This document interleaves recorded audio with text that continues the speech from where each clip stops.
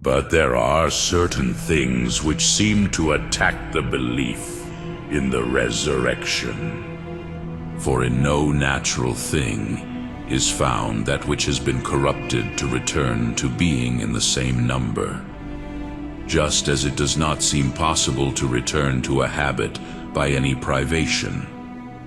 And therefore, because things that are corrupted cannot be repeated in the same number, nature intends that what is corrupted should be preserved in the same form throughout the generation. When, therefore, men are corrupted by death, and the very body of man is dissolved down to the first elements, it does not seem that a man can be restored to life by the same number again.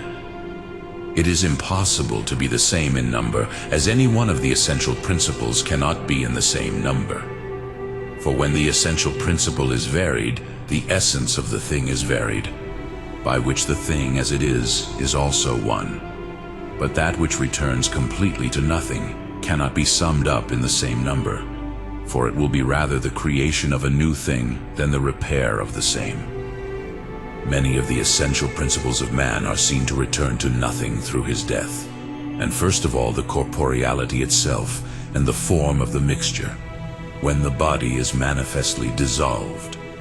Then the sensitive and nutritive part of the soul, which cannot exist without the bodily organs. But afterwards, humanity itself seems to return to nothing, which is said to be the form of the whole, the soul separated from the body.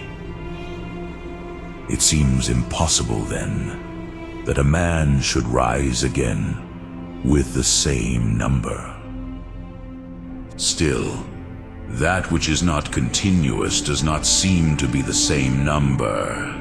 This indeed is manifest not only in the magnitudes and movements, but also in the qualities and forms. For if, after being healed, someone who is sick is healed again, the same healing will not return in number.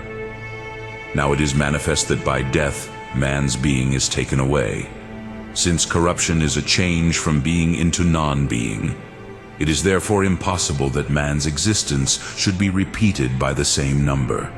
Therefore neither man will be the same in number, for things that are in the same number are the same in being. Further, if the same body of a man is restored to life, it must be equally necessary that whatever was in the body of a man be restored to it, and to this the greatest indecency follows, not only because of hair and nails and hair, which are removed with obvious daily precision, but also because of other parts of the body, which are secretly resolved by the action of natural heat.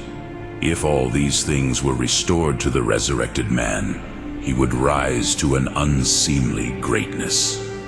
It does not seem, therefore, that man is to rise again after death. In addition, it is sometimes necessary to feed some people with human flesh, and only to be nourished with such nourishment, and thus nourished to beget children. Therefore, the same flesh is found in many people. But it is not possible that it should rise again in most cases. Nor does it seem otherwise that the resurrection will be universal and complete, if each one is not restored to what he had here. It seems therefore impossible that there should be a future resurrection of men again. That which is common to all existing in any species seems to be natural to that species. But the resurrection of man is not natural. For no natural power of the agent is sufficient for this action.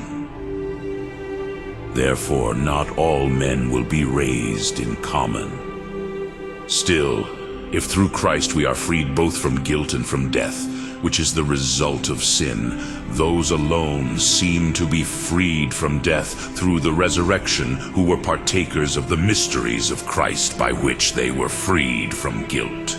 But this is not for all men, therefore not all men will be resurrected as it seems.